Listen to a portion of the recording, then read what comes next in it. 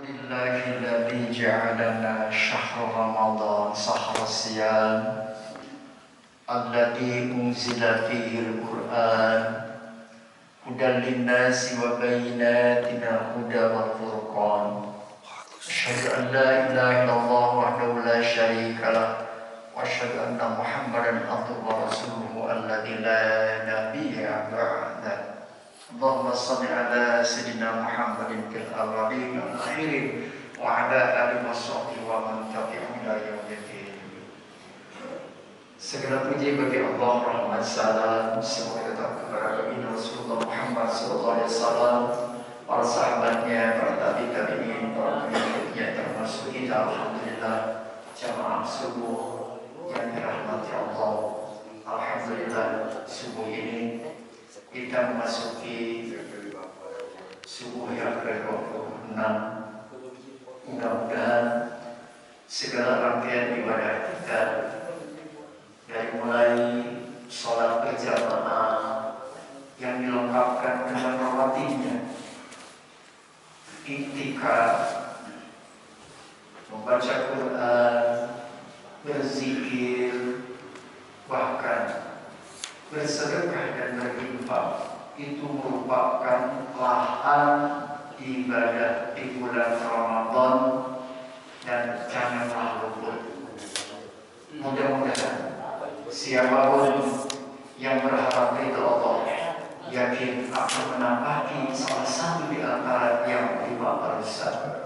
Karena itulah mudah-mudahan semua rangkaian ibadah kita menjadi amal saleh yang berdasar kepada sabda Rasulullah SAW, sholat Ramadan imanan wa ihtisaban, dan man qama, barang siapa yang berdiri sholat juga imanan wa ihtisaban, maka janji Allah ghufira lahu ma taqaddama min dhanbi, pasti Allah di situ sudah menyiapkan ampunannya bagi orang yang benar-benar sahur dan benar-benar sholat.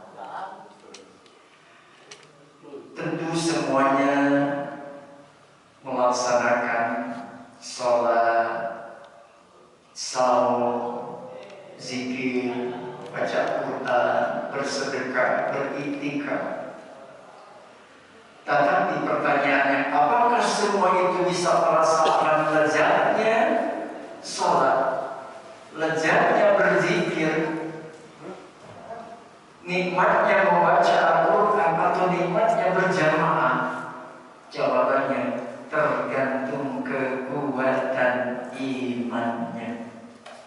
Sebab bagi orang yang kokoh dan kuat imannya, sedingin apapun suhu ini walaupun hujan gerimis, kakinya mudah sekali untuk melangkah ke masjid, walaupun rumahnya jauh dari masjid, atau mungkin jauh desa kampungnya dari masjid ini.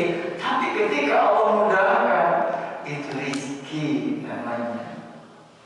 Di rezeki itu bukan hanya bentuk fulus, uang, makanan saja. Kemudahan dalam melaksanakan ibadah, mencari ilmu, itu adalah rezeki hadirin.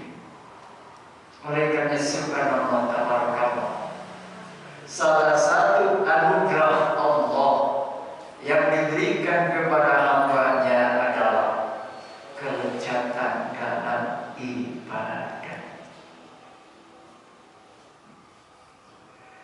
Karena yang dirasakan oleh jiwa, yang dirasakan oleh kalbu, sehingga hati menjadi tenang, dada menjadi lapang, kaki menjadi mudah dan ringan, mata pun menjadi melek, mudah dan tidak berat untuk membaca Al-Quran.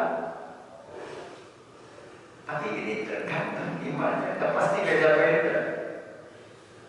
Pasti beda-beda. Ada yang pemula, berat sekali untuk bangun malam, makan sahur, karena malamnya sudah tarawih, apalagi kenyang. Itu bangun untuk tarawih, untuk sholat, untuk subuh ini, untuk sahur itu beratnya luar biasa. Tapi kalau dia sudah terbiasa, tidak harus dibangun dengan orang lain, justru dirinya membangunkan orang keluarganya. Subhanallah. Bersyukurlah ketika Ramadan ini Allah mudahkan ibadah kita, dan mudah-mudahan dengan segala rangkaian ibadah Ramadan kita mendapatkan ridha dan ampunan Allah Subhanahu wa taala. Karena orang yang disampaikan di bulan Ramadan itu kena dengan doa Nabi, Allahumma barik lana fi Rajab wa Sa'bana wa balikna Ramadana wa hasil maqasidana ya Rabb. Berkali-kali di bulan Rajab, berkali-kali di bulan Sa'ban, sampaikan kami di bulan Ramadan, hingga kami mudah sekali untuk melaksanakan ibadah Ramadan itu karena dengan doa Nabi. Karena jadi bersyukur bagi siapapun yang berada di bulan Ramadan. Yuk kita upayakan seyogyanya semua hamba Allah harus berikhtiar untuk meraih kelezatan ibadah. Allah mengingatkan man amila sholihan min dzakarin wa unsa wa huwa mu'minun falanuhyiyannahu hayatan thayyibah wa lanajziyannahum bi ahsani ma kanu ya'malun. Siapapun orang yang beriman, bahkan diperinci min dzakarin aw unsa, baik itu laki-laki ataupun perempuan, dua jenis ini berbalap di hadapan Allah dan sama sejajar, baik laki ataupun perempuan, tidak dibedakan.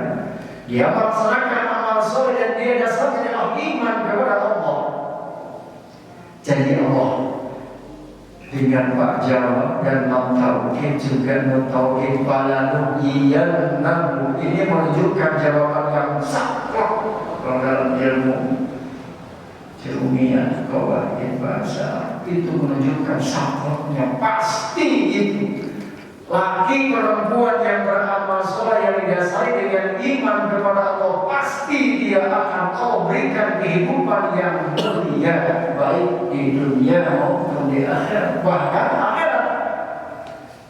Jauh di ahsan makan ya.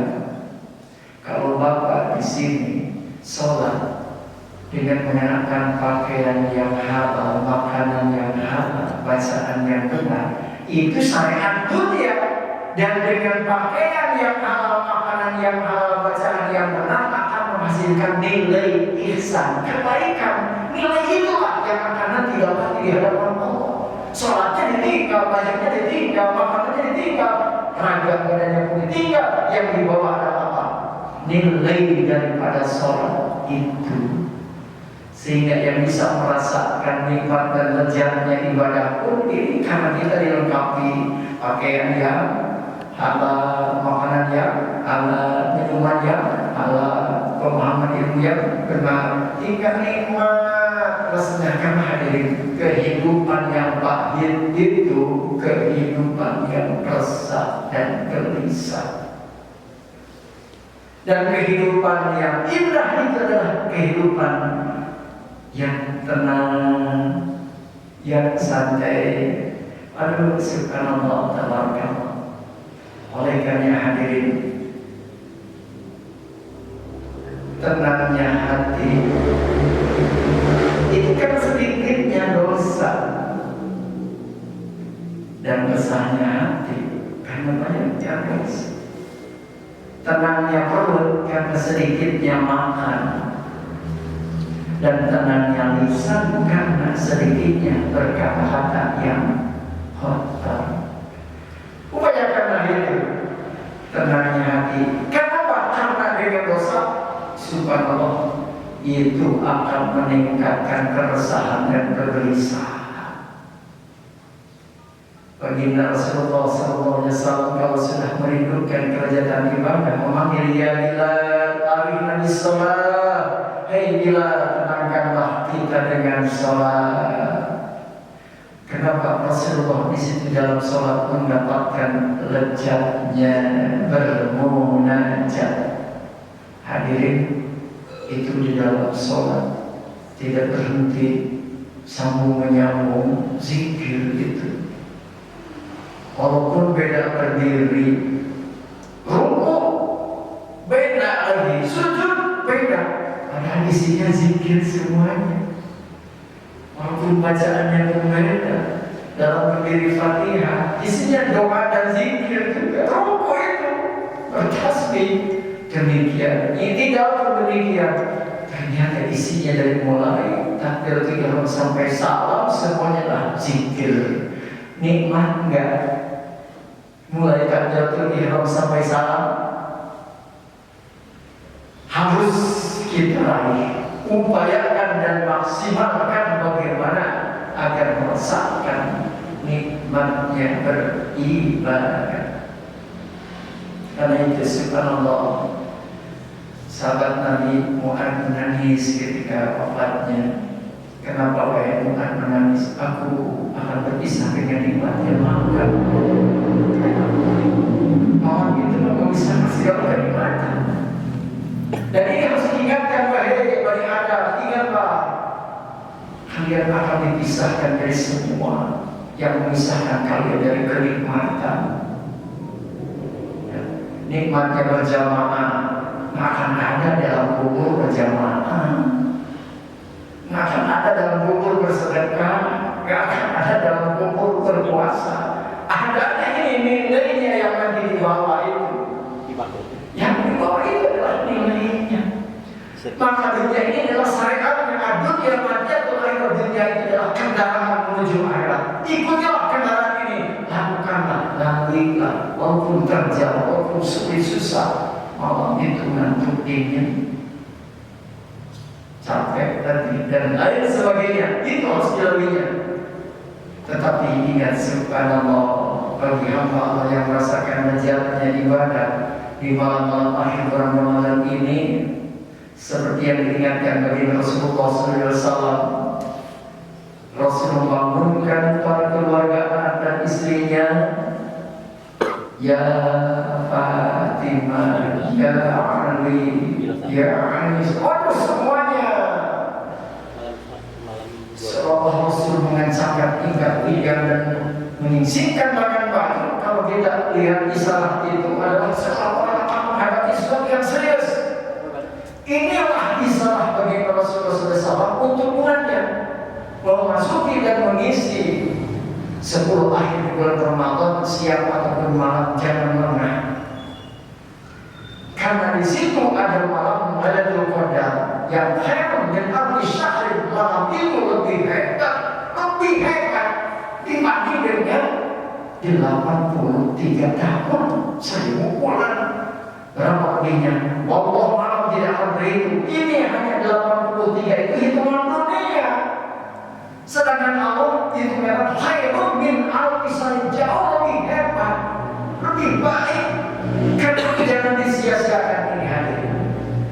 Siapa tahu dengan sholat maghrib berjamaah sudah masuk para Lailatul Qadar, dengan sholat isya berjamaah sudah masuk sebagian. Apalagi dilengkapkan dengan sholat subuhnya, iktikafnya, berzikirnya. Subhanallah, yang sempat di rumah silakan, apalagi kalau masih sambil berjamaah dan beriktikaf. Mungkin ini adalah kesempatan yang mulia hadirin. Kalau kita manfaatkan di keluarga, walaupun tidak bisa setiap malam, atau mungkin seminggu sekali ketika libur, ya, ajak komunitas. Tidak harus semuanya ada di masjid, walaupun di mana tempatnya, tapi situ ada hadirnya mengingat Allah sambil apa yang pesan Rasul doanya, Allahumma innaka afuwun tuhibbul afwa fa'fu anni. Bahkan sampai sebutkan dengan Asmaul Husna, Allahumma innaka afuwun karim. Allah yang maha mulia, yang maha segala-galanya.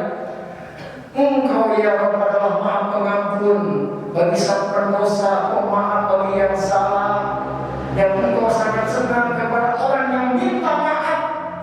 Karena itu ya Rabb, fa'fu anni, maafkanlah aku. Itu dianjurkan bagi Rasulullah SAW doa di 10 akhir bulan Ramadan atau menjelang malam Lailatul Qadar.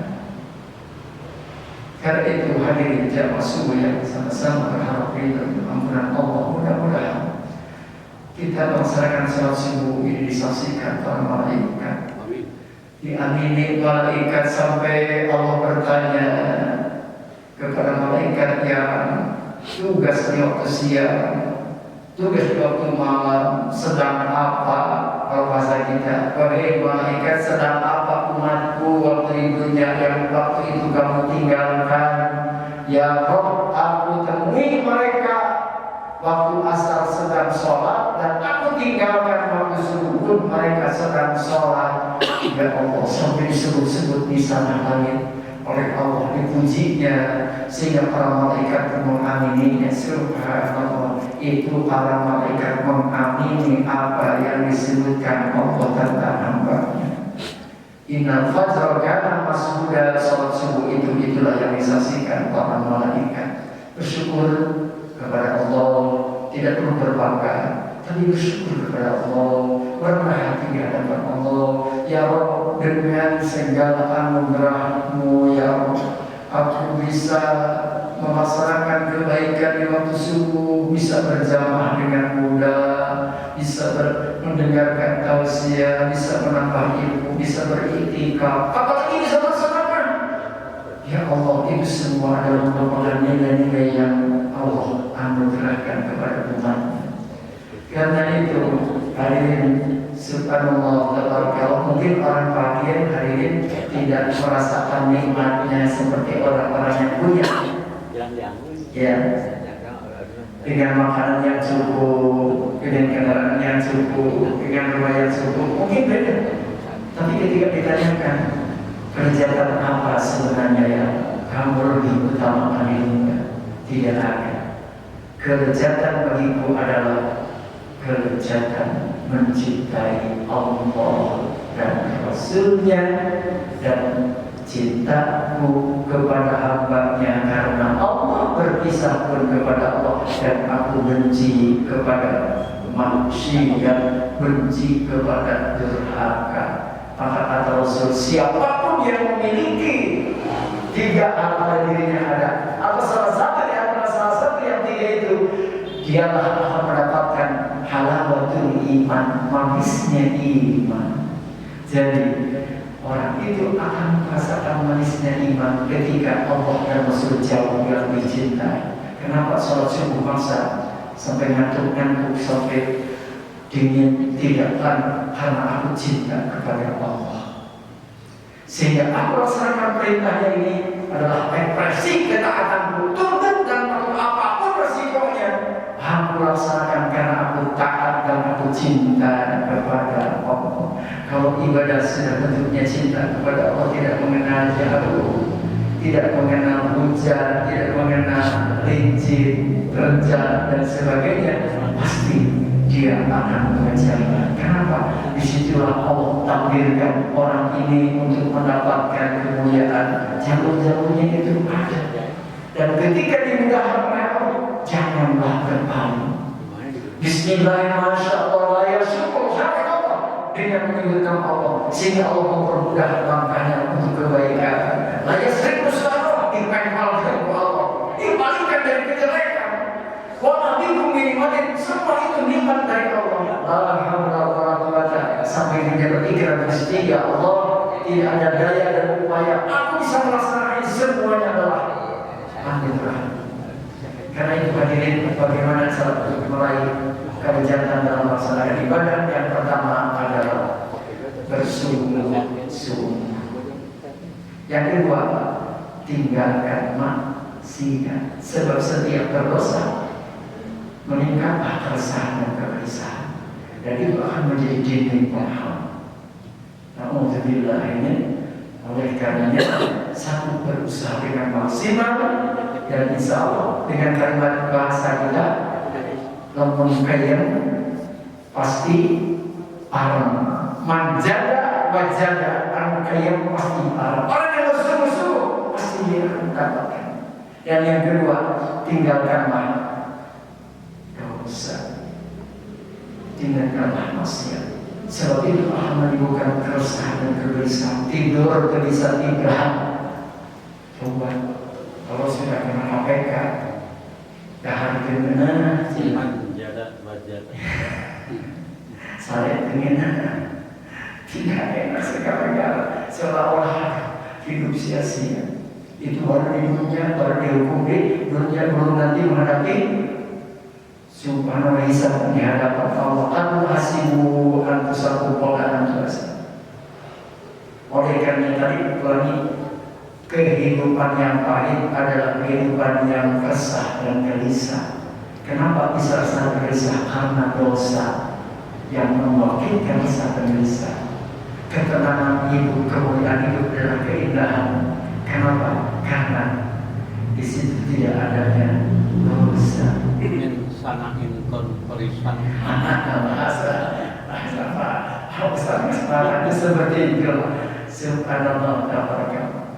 Nah, oleh karenanya tenangnya hati karena sedikitnya dosa, tenangnya perut karena sedikitnya makan, tenangnya lisan karena sedikitnya berbuat kesalahan. Kulu wasrobu halal thayyibah wala tusrifu. Jangan berlebih-lebihan. Kemudian yang ketiga apa? Tinggalkan berlebihan. Tinggalkan berlebihan. Karena disebut silakan saja. Kalau makan berlebihan, overload, bagaimana rasanya? Kemerdekaan. Ini orang yang tidak bisa mengendalikan nafsu begitu dan maghrib, wah nafsu makannya luar biasa. Apa yang dimenjal sikat semua. Pas begitu mau sholat maghrib, begitu. Ini orang tidak bisa mengendalikan jiwa nutrisinya. Kata Imam Al-Bajjah, pada diri kita itu ada 3 jiwa: jiwa nutrisi, gitu ya, jiwa emosi, dan jiwa imajinasi. Dan di sini itu jiwa yang tidak bisa dikendalikan, nafsu makannya, melakukan nafsu sila dan sebagainya. Itu pertama orang tidak bisa mengendalikan jiwa nutrisinya.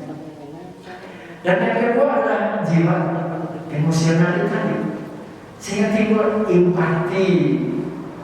Karena sahur itu tidak enak, haus, lapar, dan dahaga, sehingga merasakan inilah ya, kalau orang tidak punya harus selama-lamanya. Timbul di situ, saya hanya dari subuh sampai maghrib begini. Karena itu maghrib saya kenyang, timbullah di situ rasa kasih sayang, ingin berbagi kepada orang yang tidak punya. Itu adalah didikan dari sahur. Dan yang ketiga adalah jiwa imajinasi. Tapi kadang-kadang jiwa imajinasi ini bisa dikalahkan dengan jiwa nutrisi. Kenapa? Walaupun bisa memprediksi dengan akal sehatnya, inilah nafsu, imajinasi nafsu itu menyeret kepada perbuatan sama. Maka di situ bagaimana kekuatan akalnya? Akal itu kan ikatan yang bisa mengangkat nafsu supaya tidak lihat. Maka jangan heran dalam hadis Nabi dikatakan bahwa Ramadan itu surga dibukakan, timur neraka itu setan diringkus. Apa yang meningkatkan? Akal kita bisa mengendalikan nafsu sehingga tidak banyak melakukan pelanggaran. Itulah makna daripada saum, mampu mengendalikan nafsu atau jiwa nutrisi, tidak banyak melanggar tapi untuk patuh dan taat. Subhanallah ta'ala. Yang keempat, untuk meraih kelezatan dalam beribadah itu adalah harus kita yakini sholat dan puasa ini adalah bentuk ekspresi ketaatan yang dijamin Allah. Sudah ada panggungnya dan masa janji, sudah ada di situ jaminannya. Sampai ada orang yang masuk surga dengan pintu surga saum, apa namanya, Ar-Rayyan. Ada pintu surga sholat, ada pintu surga sedekah, haji, hadirin, itu semuanya ada pintu-pintunya. Kira-kira kita akan menembus lewat pintu yang mana? Ya, jangan sampai ada seorang ulama besar sampai pingsan hadirin ketika dia tertidur dan lelah, datanglah seorang malaikat, lalu di situ dia diperlihatkan pintu-pintu kelompok yang 7 tadi. Ternyata nama dia tidak ada hadirin. Daftar dia di ahli tahajud nggak ada, ahli sedekah nggak ada, ahli ilmu tidak ada, sampai dia pingsan.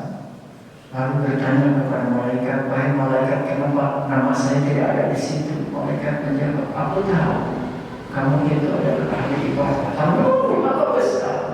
Tapi sementara ini kamu melarang aku untuk menuliskan kamu di situ."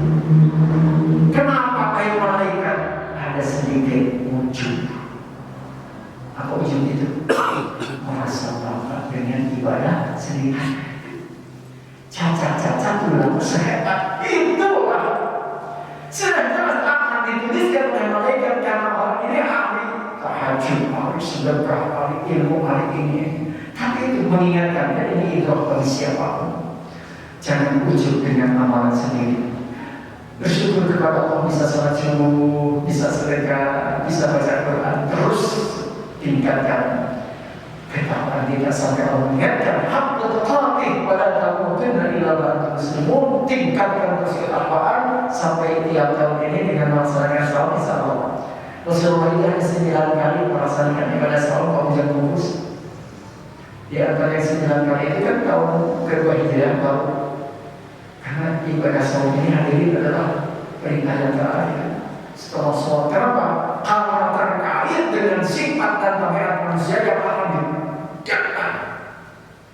Makanya berat sekali saum itu karena akan merubah sifat tabiat manusia.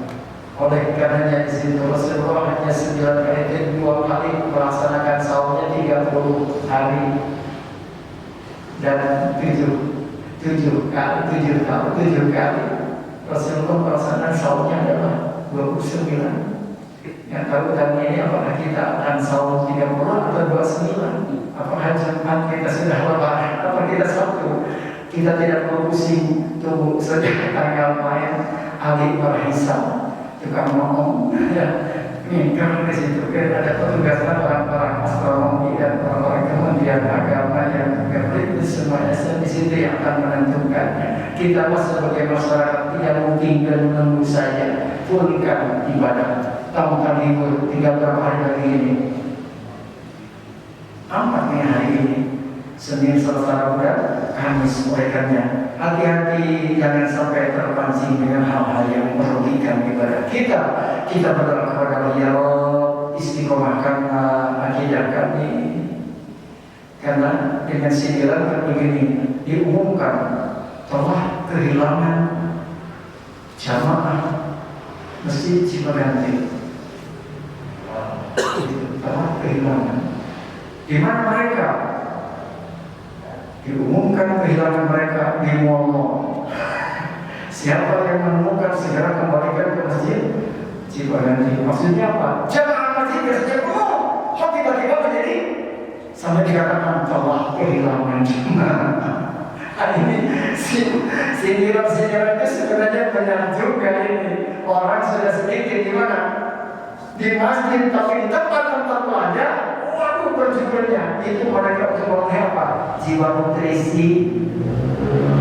Karena manusia itu butuh sarana, butuh pangan, termasuk butuh segala itu demi untuk Idul Fitri. Hari puasanya hati-hati, nggak terkontrol. Jangan sampai jauh-jauh seperti itu, hari puasa tidak terkontrol. Sebenarnya orang sedang mengatakan burung jolang melepaskan usim. Jangan sampai demikian. Karena itu minta kepada Allah, istiqomahkan ibadah kami di akhir ini. Karena hadirin ibadah itu nilainya akan dilihat akhirnya, injury time-nya. Karena itu di akhir ini kita merapat kepada Allah, minta kepada Allah, dan diatur dengan keluarga, dengan sampai Rasulullah selama menjalankan akhir-akhir Ramadan itu jalan menggauli atau berdekatan dengan istri-istrinya. Dimasihlah untuk beriman, dimasihlah untuk beritikaf. Mudah-mudahan ini menjadi syarat untuk kita pun bahwa jangan sampai Ramadan akhir ini kita pernah dan mudah-mudahan kita mendapatkan ridha dan ampunan Allah.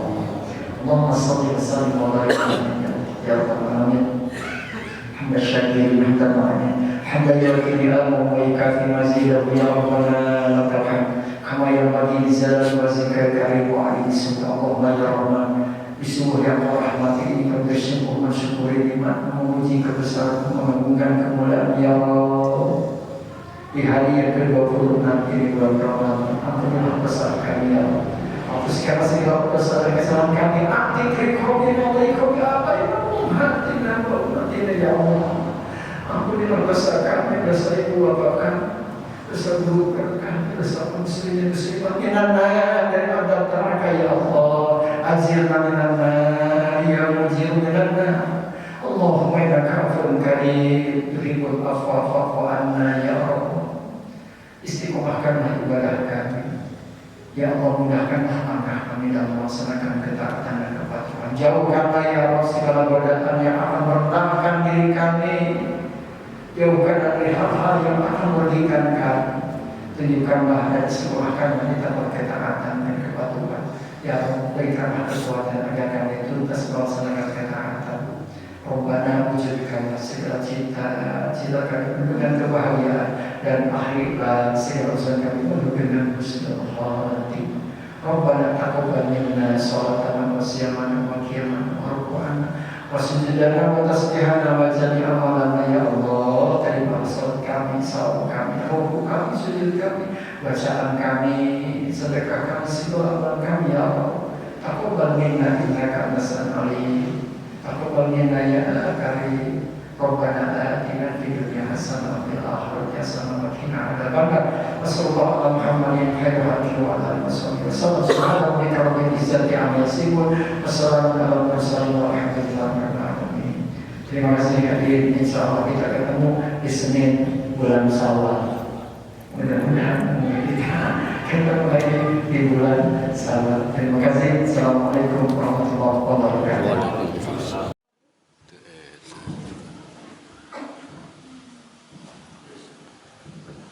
Silakan sama Allah.